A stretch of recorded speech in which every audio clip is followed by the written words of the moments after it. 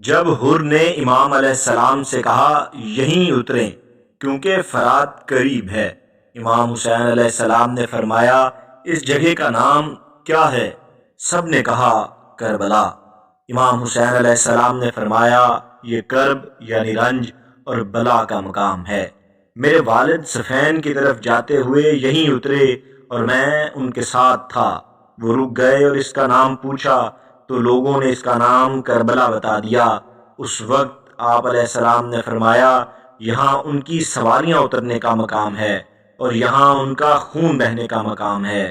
لوگوں نے حقیقت حال کے بارے میں پوچھا تو آپ یعنی علی علیہ السلام نے فرمایا خاندان محمد صلی اللہ علیہ وآلہ وسلم کا ایک قافلہ یہاں اترے گا۔ امام حسین علیہ السلام نے فرمایا ہے یہ ہماری سواریاں اور ساز و سامان اتارنے کی جگہ ہے اور یہ ہمارا خون بہنے کا مقام ہے۔ اور اس کے بعد حکم دیا کہ ساز و سامان یہیں اتار دیا جائے اور ایسا ہی کیا گیا۔ وہ جمعرات 2 محرم کا دن تھا۔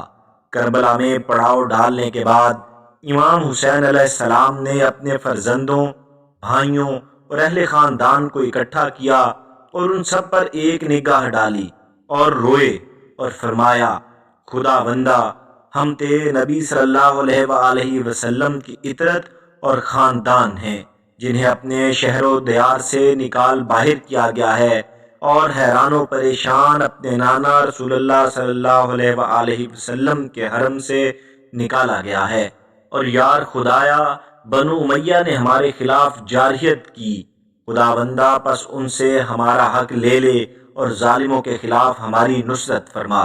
اس کے بعد آپ علیہ السلام نے اصحاب کی طرف رخ کیا اور فرمایا لوگ دنیا کے غلام ہیں اور دین صرف ان کی زبانوں تک محدود ہے۔ اس وقت تک دین کی حمایت و پشت پناہی کرتے ہیں جب تک ان کی زندگی فلاح و رفاہ میں ہو، اور جب بھی بلا اور آزمائش کی گھڑی ہو تو دیندار بہت قلیل ہیں۔ اس کے بعد امام علیہ السلام نے سرزمین کربلا کو جس کا رقبہ 4 مربع میل تھا نینوی اور غازریہ کے باشندوں سے 60,000 درہم کے عوض خرید لیا اور ان پر شرط رکھی کہ آپ کی قبر کی طرف لوگوں کی رہنمائی کریں گے اور ان کی پذیرائی اور ضیافت کا اہتمام کریں گے۔ 2 محرم سن 61 ہجری کو امام حسین علیہ السلام اور اصحاب کربلا پر اترنے کے بعد حر بن یزید نے ایک خط عبداللہ بن زیاد کے لیے لکھا اور اس کو اس امر کی اطلاع دی۔ حر کا خط ملتے ہی عبید اللہ نے ایک خط امام حسین علیہ السلام کے نام بھیجا جس میں اس نے لکھا تھا اے حسین علیہ السلام، کربلا میں تمہارے پڑاؤ ڈالنے کی خبر ملی۔ امیر المومنین یزید بن معاویہ نے مجھے حکم دیا ہے کہ چین سے نہ سوؤں اور پیٹ بھر کے کھانا نہ کھاؤں حتیٰ کہ آپ کو قتل کر دوں یا آپ کو یزید کے حکم کی تعمیل پر آمادہ کروں، وسلام۔ امام حسین علیہ السلام نے خط پڑھنے کے بعد ایک طرف پھینک دیا اور فرمایا جب لوگوں نے اپنی رضا اور خوشنودی کو خدا کی رضا اور خوشنودی پر مقدم رکھا وہ ہرگز فلاح نہ پا سکیں گے۔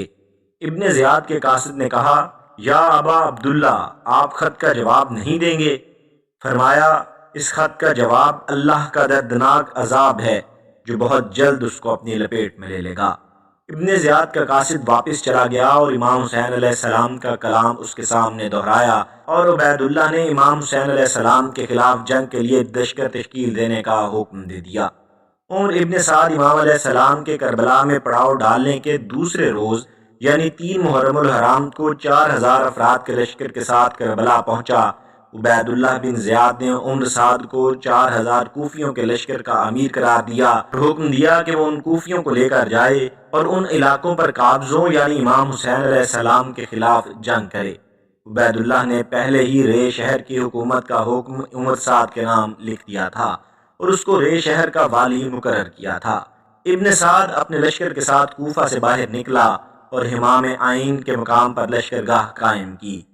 وہ رے جانے کے لیے تیاری کر رہا تھا کہ اسی اثناء میں امام حسین علیہ السلام کے قیام کا مسئلہ پیش آیا، اور جب امام حسین علیہ السلام نے کوفہ کی طرف عزیمت کی تو ابن زیاد نے عمر سعد کو بلوایا اور حکم دیا پہلے امام حسین علیہ السلام سے جنگ کرنے جاؤ اور جنگ سے فارغ ہونے کے بعد اپنی حکومت کے مقام کی طرف کوچ کرو۔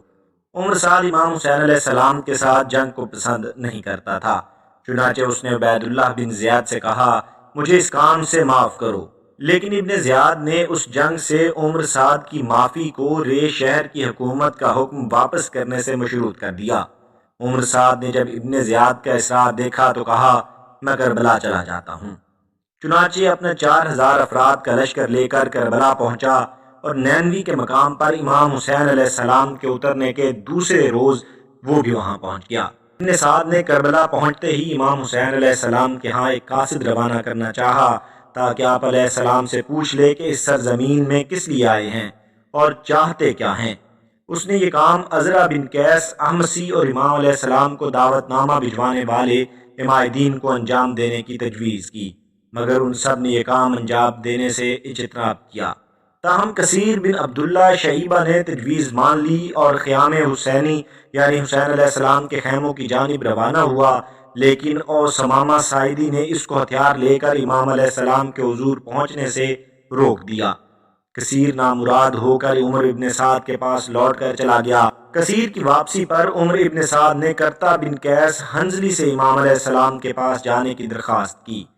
امام حسین علیہ السلام نے عمر کا پیغام کے جواب میں کرہ بن قیس سے فرمایا تمہارے شہر کے لوگوں نے مجھے خطوط لکھے کہ یہاں آ جاؤں، اب اگر وہ مجھے نہیں چاہتے تو میں واپس چلا جاتا ہوں۔ عمر ابن سعد اس جواب سے خوش ہوا، پس ایک خط ابن زیاد کو لکھا اور اس کو امام حسین علیہ السلام کے اس کلام سے آگاہ کیا۔ ابن زیاد نے عمر ابن سعد کے خط کے جواب میں اس سے تقاضا کیا کہ امام حسین علیہ السلام اور آپ کے اصحاب سے یزید بن معاویہ کے لیے بیعت لے۔ کربلا میں امام حسین علیہ السلام کے آنے کے بعد ابن زیاد نے کوفیوں کو مسجد میں جمع کیا اور ان کے بزرگوں کے درمیان یزید کے بھیجے گئے تحفے تقسیم کیے جو 4000 دینار اور 2 لاکھ درہم تک تھے، اور انہیں دعوت دی کہ کربلا جا کر امام حسین علیہ السلام کے خلاف جنگ میں عمر سعد کی مدد کریں۔ ابن زیاد نے کوفہ کی کارگزاری عمر بن حریث کے سپرد کر دی اور خود نخیلہ میں خیمے لگا کر بیٹھ گیا اور لوگوں کو بھی نخیلہ پہنچنے پر مجبور کیا، اور کوفیوں کو کربلا جا کر امام حسین علیہ السلام سے جا ملنے سے باز رکھنے کی غرض سے کوفہ کے پل پر قبضہ کر لیا اور کسی کو بھی اس پل سے گزرنے نہیں دیا۔ ابن زیاد نے حسین بن نمیر کو 4000 کے لشکر کے ساتھ قادسیہ سے نخیلہ بلوایا۔ ابن زیاد نے محمد بن اشعث بن قیس کندی، کثیر بن شہاب اور کعکع بن سوید کو بھی حکم دیا کہ لوگوں کو ابو عبداللہ الحسین علیہ السلام کے ساتھ جنگ کے لیے تیار کریں۔ ابن زیاد نے سوید بن عبد الرحمن منکری کو چند سوار دے کر کوفہ میں تحقیق کر کے ان لوگوں کا سراغ لگانے اور اپنے پاس لانے کا حرف دیا جو ابو عبداللہ الحسین علیہ السلام کے ساتھ جنگ کرنے سے اجتناب کر رہے تھے۔ سوید نے کوفہ میں تلاش و تحقیق کے بعد ایک شامی مرد کو پکڑ کر ابن زیاد کے پاس بھجوایا جو اپنی میراث طلب کرنے کوفہ آیا تھا۔ ابن زیاد نے کوفیوں کو خوف زدہ کرنے کے لیے اس شخص کے قتل کا حکم دیا۔ لوگوں نے جب یہ دیکھا تو سب نخیلہ کی طرف روانہ ہو گئے۔ نخیلہ میں بڑی تعداد میں لوگ اکٹھے ہوئے تو ابن زیاد نے حسین بن نمیر، حجار بن ابجر، شبس بن ربی اور شمر بن ذل جوش کو ابن سعد کی مدد کے لیے اس کی لشکرگاہ جا پہنچنے کا حکم دیا۔ شمر نے سب سے پہلے حکم کی تعمیل کی اور روانگی کے لیے تیار ہوا۔ شمر کے بعد حسین بن نمیر 4000 کے لشکر کے ساتھ، حسین بن نمیر 2000 کے لشکر کے ساتھ اور نصر بن حربہ 2000 کے لشکر کے ساتھ ابن سعد سے جا ملے۔ اس کے بعد ابن زیاد ایک آدمی شبس بن ربی کی طرف روانہ کیا اور اس کو حکم دیا کہ ابن سعد سے جا ملے۔ وہ بھی 1000 سوار لے کر عمر بن سعد کے لشکرگاہ میں پہنچا۔ شبس کے بعد حجار بن ابجر 1000 سوار اور اس کے بعد محمد بن اشعث 1000 سوار لے کر کربلا پہنچا، اور ان کے بعد حارث بن یزید بھی حجار بن ابجر کے پیچھے پیچھے کربلا روانہ ہوا۔ ابن زیاد ہر روز صبح اور شام کوفیوں فوجیوں کے 25، 30 اور 50 افراد پر مشتمل دستے کربلا روانہ کرتا تھا، حتیٰ کہ 6 محرم الحرام کو ابن سعد کی سپاہ کی تعداد 20,000 افراد سے تجاوز کر گئی۔ ابن زیاد نے عمر بن سعد کو اس لشکر کا سپاہ سالار قرار دیا۔ کربلا میں دشمن کا لشکر اکٹھا ہونے کے بعد حبیب بن مظاہر اسدی امام حسین علیہ السلام کے مختصر سے لشکر کے پیش نظر امام علیہ السلام کی اجازت سے بھیس بدل کر قبیلہ بنی اسد پہنچے اور ان سے بنت رسول صلی اللہ علیہ وآلہ وسلم کی مدد کے لیے درخواست کی۔ بنی اسد رات کے وقت خیام امام علیہ السلام کی جانب رواں دواں تھے کہ عمر بن سعد نے ازرق بن حرب سداوی کی سرکردگی میں 500 سواروں کا ایک دستہ بھیج کر فرات کے کنارے ان کا راستہ روکا۔ بات جھڑپ شروع ہونے تک پہنچی اور بنی اسد جہاں سے آئے تھے وہیں لوٹ کر چلے گئے۔ چنانچہ حبیب بن مظاہر اکیلے واپس آ گئے۔ 7 محرم کو ابن زیاد نے عمر بن سعد کو حکم دیا کہ حسین علیہ السلام اور آپ کے اصحاب اور پانی کے درمیان حائل ہو جائے اور انہیں پانی کا ایک